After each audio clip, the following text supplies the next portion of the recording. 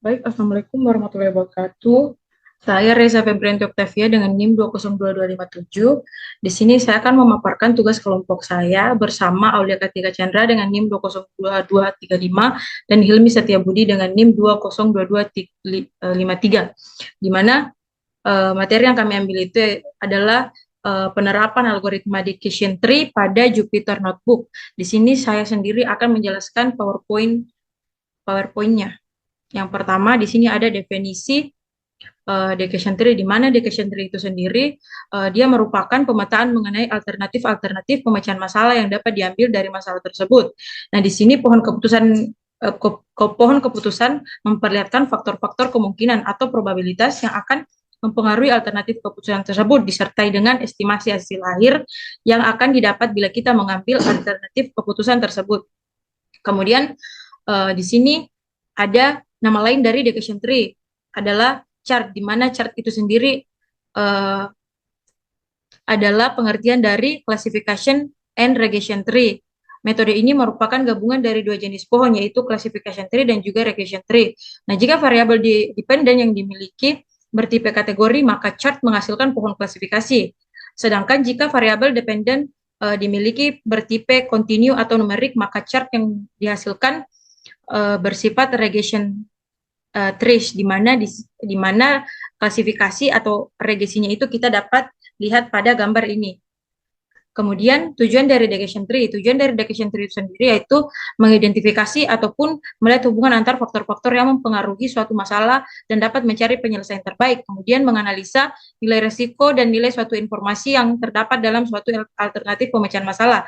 Kemudian manfaat dari decision tree yang pertama itu membreakdown proses pengambilan keputusan yang kompleks menjadi lebih simpel. Nah, sehingga mengambil keputusan akan lebih menginterpretasikan solusi dari permasalahan, kemudian mengeksplorasi data, dan yang terakhir itu memadukan antara eksplorasi dan pemodelan, sehingga sangat bagus sebagai langkah awal dalam proses pemodelan, bahkan ketika dijadikan sebagai model akhir dari beberapa teknik lain.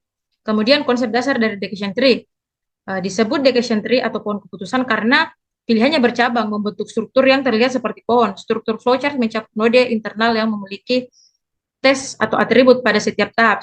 Setiap cabang memiliki hasil untuk atribut, sedangkan jalur dari daun ke akar memiliki aturan untuk klasifikasi.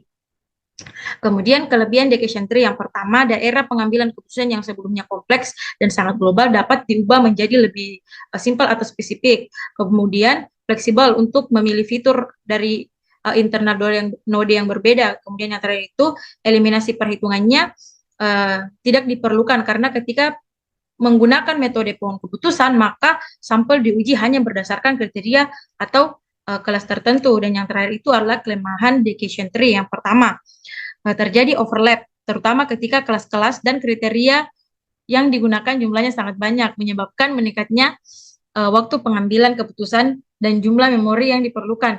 Kemudian, pengakumulasian jumlah error dari setiap tingkat dalam sebuah pohon keputusan yang besar. Dan yang ketiga itu kesulitan dalam mendesain pohon keputusan yang optimal. Dan yang terakhir, hasil kualitas keputusan yang didapatkan dari metode pohon keputusan sangat tergantung pada bagaimana pohon tersebut didesain. Baik, sekian dari saya. Listing dan programnya selanjutnya akan dijelaskan oleh teman kelompok saya.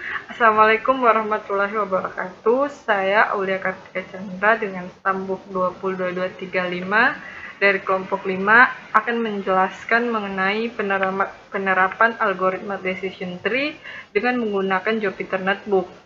Untuk melakukan simulasi kita memerlukan dataset. Dataset tersebut kita ambil dari Kaggle, yaitu prediksi penyakit jantung pada pasien. Oke, pertama-tama kita mengimport library Panda, import Panda SPD, lalu kita mengimport library Graphics untuk memvisualisasikan gambar dari foundation tree.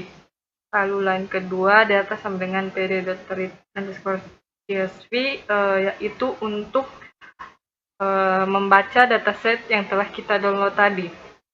Lalu line 3, from Sklearn Processing Import Label Encoder, yaitu tahap processing yang dimana data-data yang bertipe kategori akan kita ubah ke numerik.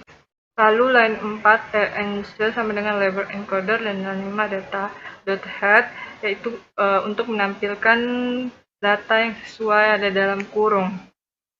Lalu baris ke-6 data info, di sini untuk mengecek tipe data dari atribut-atribut tersebut. Line 7 itu atr_data sama dengan data.drop columns output. Di sini kita mendrop kolom output yang tidak termaksud dalam tabel atribut. Lalu kita tampilkan. Setelah itu line 8 cls_data sama dengan data output, kita tampilkan lagi kolom output, yaitu dengan kita menampilkan lagi kolom output. Lalu baris berikutnya akan dijelaskan oleh teman kelompok saya. Bismillahirrahmanirrahim. Saya Hilmi Setiabudi dengan STB 202253 akan melanjutkan pembahasan atau penjelasan dari kasus untuk memprediksi penyakit jantung pada pasien. Yang sekarang saya akan menjelaskan dari baris ke-9. Untuk baris ke-9 ini kita akan mulai masuk pada tahap prediksi atau melihat kinerja algoritma dengan memanggil library sklearn. Kemudian kita akan mengimpor trend test split. Ini gunanya untuk membagi data. Kemudian import akurasi score. Ini gunanya untuk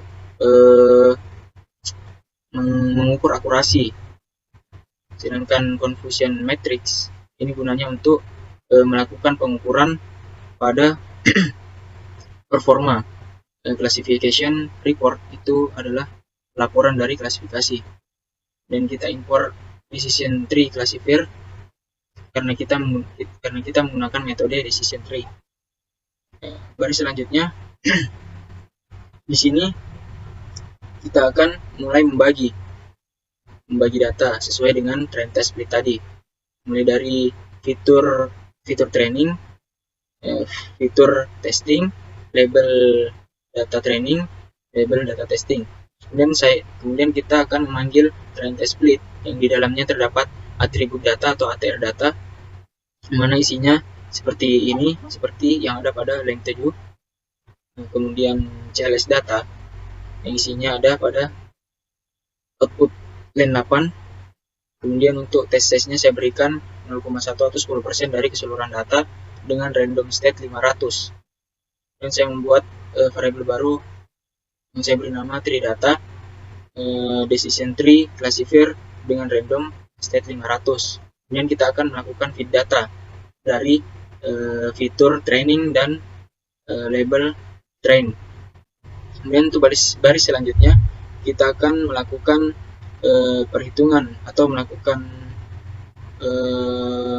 penghitungan akurasi pada data testing dengan memasukkan perintah tree data.score. Ini datanya kita ambil dari fitur data testing dan label data testing. Kemudian untuk line selanjutnya, baris selanjutnya, scalar tree itu gunanya untuk melakukan membuat grafik berbentuk pohon. Kemudian kita ekspor grafis. Ini gunanya untuk melakukan visualisasi pada gambar melakukan visualisasi struktural. Jadi nanti akan muncul seperti ini di bawah. Ekspor grafis yang di dalamnya terdapat tree data yang sudah kita bikin tadi di atas di line 10. Ini code file.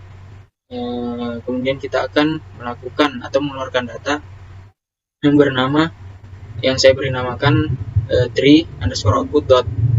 Class name-nya kalau bukan 1 maka 0. Fitur names-nya attribute data, ATR data.columns, impurity false, field-nya true.